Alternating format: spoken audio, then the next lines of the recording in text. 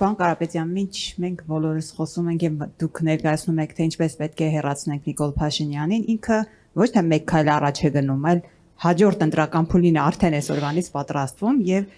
ԿՊԱ-ականները նախաձեռնությամբ են հանդես գալիս, որ այն բոլոր ուժերը, որոնք ընտրակաշառք են բաժանել,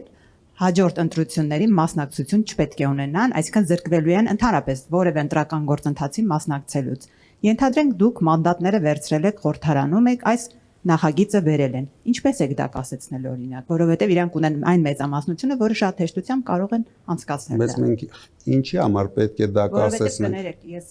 ասեմ, որ ակնհայտ է, որ այս ձայնագրություններով ամեն ինչով իրենց խնդիր չկա ապացուցելու, որ դա ընդդիմադիր երեք ուժերի հանդեպ որ ներկայացրել են ձայնագրությունները իրենք են։ Գիտեք, դա երբ կվերաբերվի մեզ, երբ գոնե մեկ հատ դատարանի որոշում կլինի, նույնիսկ Նիկոլի դատարանի որոշումը, չեմ ասում միջազգային դատարանների որոշումները, նույնիսկ իրենց դատարանի որոշումը, չկա այդպիսի բան, ընդամենը շինց ու գործեր, բոլոր գործերը կապ չունեն ընտրակաշառքի հետ, քյաբաբ հյուրասիրել իրար, դա չի կարող համարվել ընտրակաշառք, երբ կեսանաներոջը քյաբաբի հարավիրում։ Այսինքն բոլոր գործերը նման են այդ քյաբաբի գործերին։ Չկա մի դեպք, որ դատարանը որոշել է, որ գոյություն ունի ընտրակաշառք, այս ուժը $1 ընտրակաշառք է տվել։ Ես էլ հայտարարեցի, եթե մեր կողմից, մեր ուժի կողմից տրվել է գոնե $1 ընտրակաշառք, կամ ում կողմից տրվել է, ասեց իր անունը ինչ է, էլ ինչ ասեմ, ուրիշ ինչ ձևով կարող ենք բացատրել, չկա դեպք, չկա, որովհետև եթե լիներ դեպք, դրանք ոչ թե կձերբակալեին 700 մարդ, կձերբակալեին հազարներ ու ամբողջ աշխարհին դա ցույց կտային։ Իրեն ձերբակալած 700 մարդկանցից ընդամենը 100-ին տանջելու համար, ուրիշ ոչ մի բան, 100 ակտիվիստներին, ամենաակտիվ տղերքին, ամենաակտիվ կանանց ուղարկել են բանտերը, ճնշելով փորձում են ինչ-որ բանի հասնեն,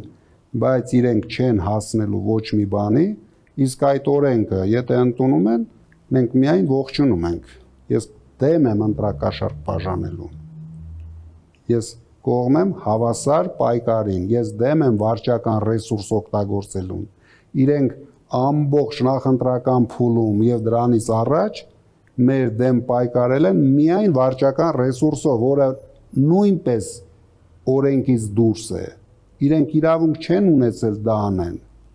Հիմա դուք հաշվի չեք առնում ինչ կարծիք ունեն մեր երկրի մասին, մեր ժողովրդի մասին, նայելով այդ մի քանի մարդկանց մեյմունությունները։ Պետք է արագ, ասում եմ, գտնել ճանապարհը, փոխել այս իշխանությանը։ Դրանից հետո մենք հնարավորություն կունենանք ճիշտ հարաբերություն ստեղծենք բոլոր կարևոր երկրների հետ, բոլոր գերտերությունների հետ, կզարգացնենք մեր տնտեսությունը եւ կապահովենք մեր ժողովրդին բարեկեցիկ կյանք։ Սա է ամբողջ ժողովրդով մենք պետք է սա ցանկանանք, ուզենք եւ հասնենք դրան։ Մենք խոսեցինք Ռուսաստան հետ քաղաքականության տնտեսական, մենք դրան զուգահեռ տեսնում ենք նաև, որ Ռուսաստանից ընտրություններից հետո հնչում են ուղիղ տեսակետներ, որ նրանք կասկածի տակ են դնում Հայաստանի ընտրությունները։ Եթե օրինակ Ռուսաստանի Դաշնության նախագահ Պուտինը չճանաչի Հայաստանի ընտրությունները, ձեր կարծիքով ինչպիսի իրավիճակ ստեղծվի հայ-ռուսական հարաբերություններում եւ դա ինչ հետևանքներով է հղի։ Ես անհանգիստ եմ, որ նույնիսկ եթե ճանաչի էլ դա լավ բանի չի բերելու։ Ինչ է փոխվում, եթե չկա վստահություն։ Մարդը կամ ունի վստահություն, կամ չունի վստահություն։ Երկիրը կամ ունի վստահություն, կամ չունի վստահություն։ Նույն Պուտինը չտեսա, որ շատ հեշտությամբ Հայաստանը կարող են օգտագործել Ռուսաստանի դեմ պայքարի համար։ Ռուսաստանը ունի իր շահերը տանում է առաջ, հայ ժողովուրդը պարտավոր է ունենալ իր շահերը եւ իր շահերը տանի առաջ։ Եթե մենք կանգնենք նայենք ինչ է անելու Ռուսաստանը, ինչ է անելու Ամերիկան,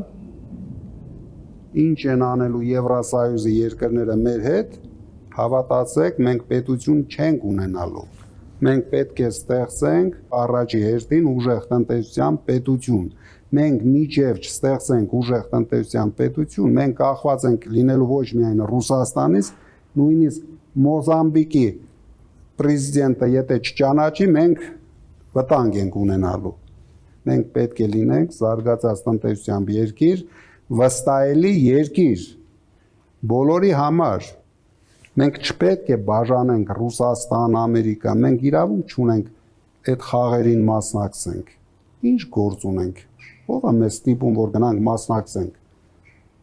Այսինքն միայն Փաշինյանը իշխանություն պահելու համար մենք ինչ որ խաղերի ենք մասնակցում։ Այդ խաղերը բերում են մեկ բան։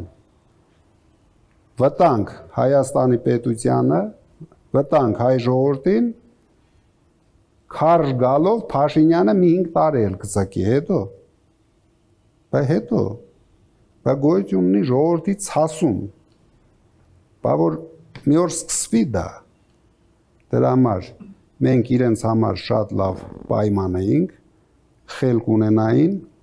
չէին անի այդքան ապօրինություններ, հանգիստ փոխանցեին իշխանությունը այն ուժին, ով արժանի էր եւ ով կտաներ այս երկիրը զարգացման, չունենալով փորձ։